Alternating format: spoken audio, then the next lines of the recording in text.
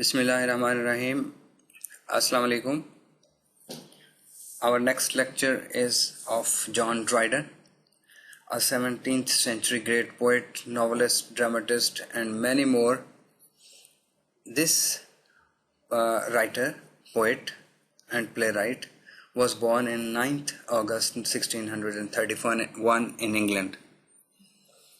And W.B. Christie claims that his date of birth, which is written on the monument built at Westminster Abbey, is incorrect. That is 1632. Regarding the early education of John Dryden, what is known is that he received his early education at Westminster School. His matriculation is from Trinity College, Cambridge, and we see that this young guy received his BA after 4 years. And after that, in 1668, with the goodwill of King Charles II, he was conferred with MA degree. In 1665, we see that Black Death clutched in its grip the whole London, and it claimed 1/5 of the whole population. During that period, John Dryden had to retire to a separate place for almost 18 months. In 18 months seclusion, he wrote a very celebrated poem named celebrated critical piece named Essay of Dramatic Poesy. This is the longest of his critical works. And we see that in the next year, there were two important events in London. And the first was the war with Holland, and the second, the Great Fire of London.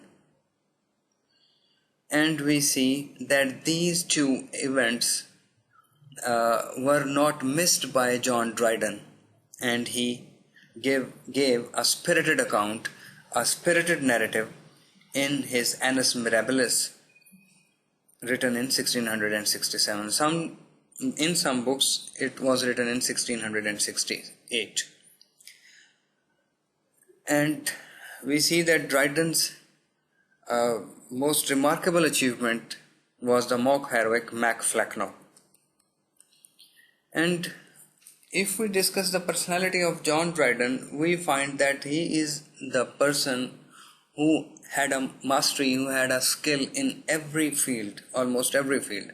He was a poet, a playwright, a translator, critic, and prose writer.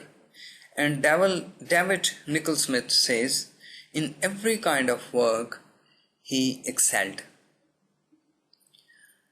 In 1670, King Charles II bestowed on him laureateship. And this laureateship was very much important on the person who had been endued with. And this poet, this playwright, enjoyed a lot during the lifetime of Charles II. And in 1685, we find the king leaving this world and the throne left empty for his brother. His brother, who was a Roman Catholic by faith, had a particular inclination to the persons having this faith. Dryden, it is said, quickly adopted Roman Catholicism, and it is also said that it was due to keeping up his laureateship. But we see that after 3 years, his portfolio of laureateship ended in 1688. Absalom and Achitophel. This is the book which is most celebrated in 17th century, and we find that there is no parallel in the whole range of English literature. And about the theme of Absalom and Achitophel, it is said that it was King Charles II behind writing Absalom and Achitophel, because the poet was asked to satirize the opponents of the king. Even we see that the subject of the poem was suggested by the king himself. And if we put a question, throw a question, why Dryden extends pungent satire, the answer of this question, Dryden himself says that the true end of satire is amendment of vices by correction. It means that reformation, the correction of the evils was the sole aim, was the target of John Dryden. And we see that such a quality is rarely found in most of the poets.